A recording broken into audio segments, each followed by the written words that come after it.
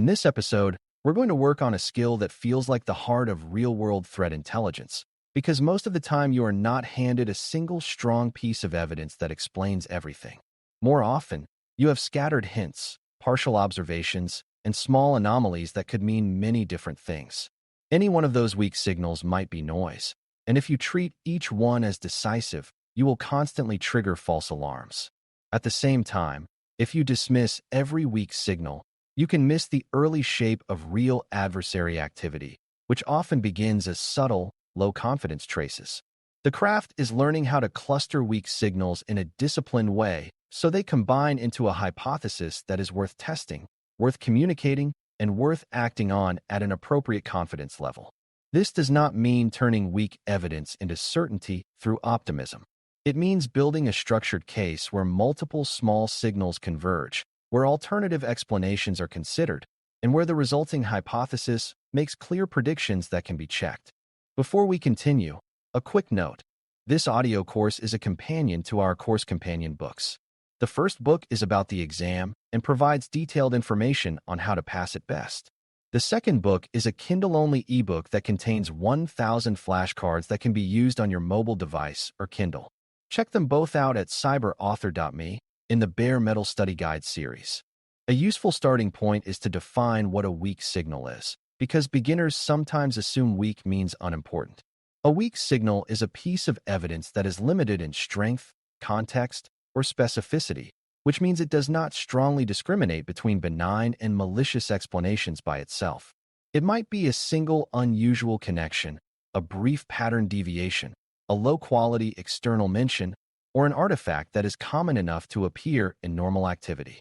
Weak signals can be genuine early indicators of something meaningful, but they can also be random noise, routine variance, or artifacts produced by normal automation. The key is that a weak signal is not a verdict. It is an input that must be evaluated, weighted, and connected to other inputs. Clustering is the process of discovering whether multiple weak signals share relationships that make a coherent explanation more plausible. When clustering is done well, it produces a hypothesis that is still humble but no longer vague, and that shift is what enables disciplined next steps. To cluster weak signals intelligently, you first have to protect yourself from a common cognitive trap, which is assuming that any pattern you notice must be meaningful. Human brains are excellent at finding patterns, even when patterns are accidental. So clustering can create false confidence if you do not discipline the process. The way to defeat that trap is to begin with clear criteria for why signals belong together, rather than grouping them because they feel related. Criteria can include time alignment, shared infrastructure relationships, shared behavioral sequences, or repeated association with the same assets, but the criteria must be concrete. Beginners sometimes cluster by vibe, such as suspicious-looking names or a general sense that the events feel similar, but those clusters collapse under scrutiny. A disciplined cluster is built from observable relationships that can be explained to someone else. When you can explain why signals are grouped, you can also test whether the grouping is real. Time is often the first and simplest clustering dimension, because signals that occur within the same meaningful window can suggest a shared cause. That does not mean everything that happens on the same day is connected, but it does mean you should pay attention to sequences and bursts. If multiple weak signals appear around the same asset within a short period, that can raise the possibility that they reflect one underlying activity stream. The discipline is to decide what time window makes sense for your requirement, because too wide a window encourages false clustering, while too narrow a window can hide slow-moving patterns. Beginners often pick arbitrary windows, but a better approach is to pick a window that matches the kind of activity you are considering, such as short windows for fast intrusion sequences and longer windows for gradual reconnaissance. When time is used thoughtfully, it becomes a filter that strengthens clustering rather than a trap that merges unrelated noise. This is also where timelines become useful, because they make temporal relationships visible and help you see whether the signals fit a plausible progression. Infrastructure relationships are another powerful clustering dimension, especially when you use them with the caution you have already developed. Weak signals that share a domain, share an endpoint during a relevant window, or share historical resolution relationships can begin to form a more credible picture. However, You must treat shared infrastructure as evidence with limits, because common shared services can create overlapping infrastructure for unrelated benign activity. The disciplined move is to look for multiple independent infrastructure links rather than a single shared detail, and to ask whether those links are discriminating in your environment. For example, if two weak signals share a rare endpoint association and also share similar registration timing patterns, that combined evidence is stronger than either alone. Passive DNS and registration breadcrumbs can provide historical context that makes these links more meaningful because they can show whether the association is stable or repeated rather than momentary. When you cluster through infrastructure, you are essentially asking whether the signals are part of the same operational footprint. The more independent the links, the more compelling the cluster becomes. Behavioral similarity is another clustering dimension, and it often becomes more discriminating than single indicators. A single indicator, like a domain, might be reused in many contexts, but a sequence of behaviors is harder to mimic accidentally. For example, if you see a pattern where an unusual access attempt is followed by a new outbound connection pattern and then followed by a change in authentication activity, those signals may together suggest a more coherent hypothesis than any one of them. Beginners sometimes focus on the artifact and ignore the behavior because behavior feels harder to describe, but behavior is often where intent becomes visible. The discipline is to describe behaviors in observable terms rather than in loaded interpretations. Instead of labeling something as an attack, you describe what occurred and how it deviated from normal. When you cluster based on observable behavior, your hypothesis becomes more testable because it predicts that similar sequences might recur or that related signals should appear. This is one of the ways clustering turns weak hints into a structured hypothesis. A key element in clustering is weighting, because not all weak signals are equally weak, and not all signals deserve equal influence on the hypothesis.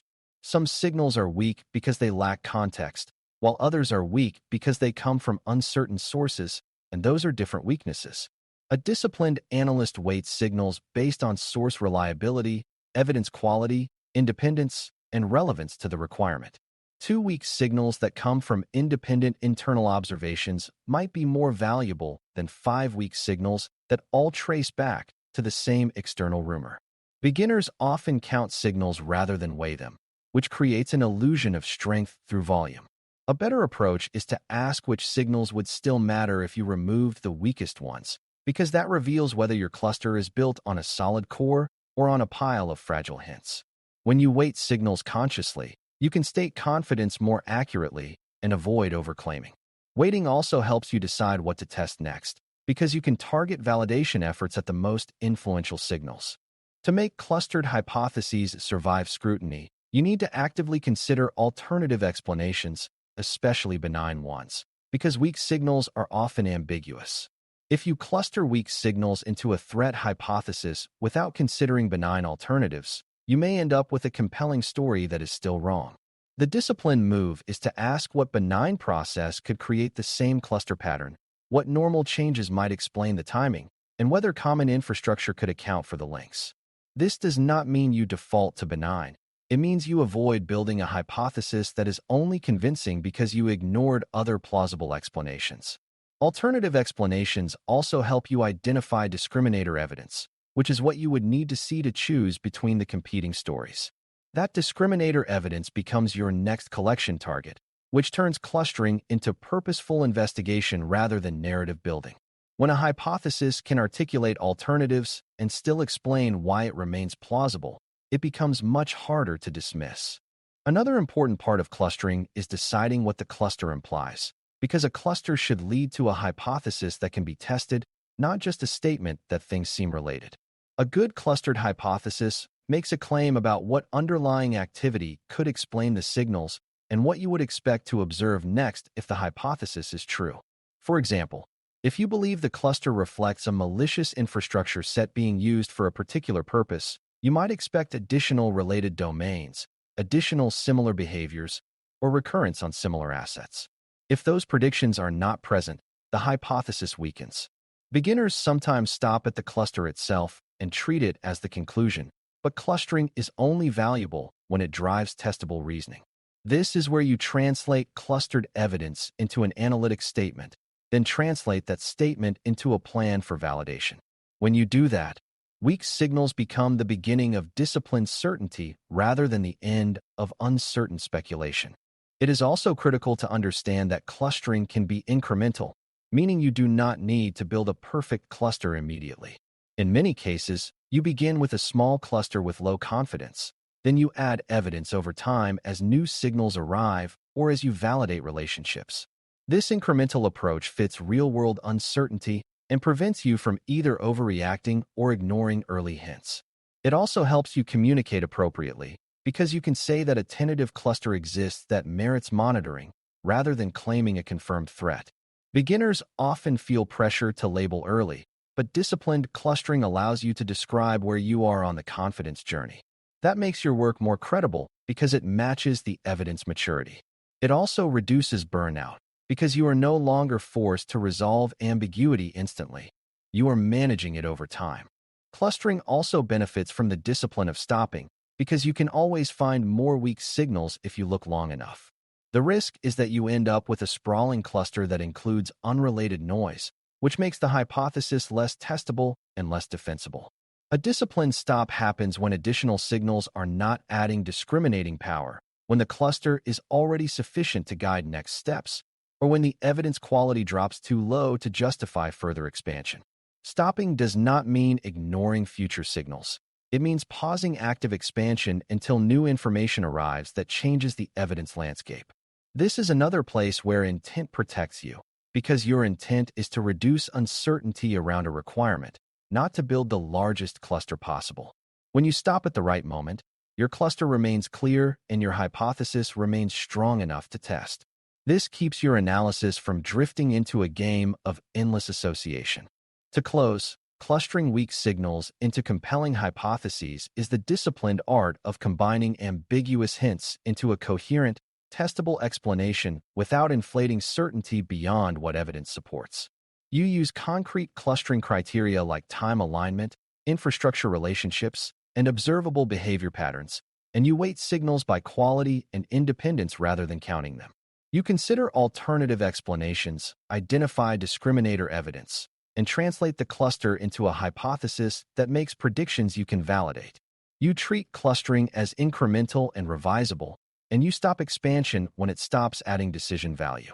When you do this, weak signals become useful early warnings rather than distractions, and your hypotheses become more resilient under scrutiny because they are built on converging evidence rather than on wishful stories. Next, we'll focus on validating every pivot without chasing ghosts, because once you have hypotheses built from clustered signals, the next challenge is confirming relationships and pruning false leads so your analysis stays grounded and efficient. Thanks for listening. For more audio courses, daily newsletters, and more, please visit BareMetalCyber.com.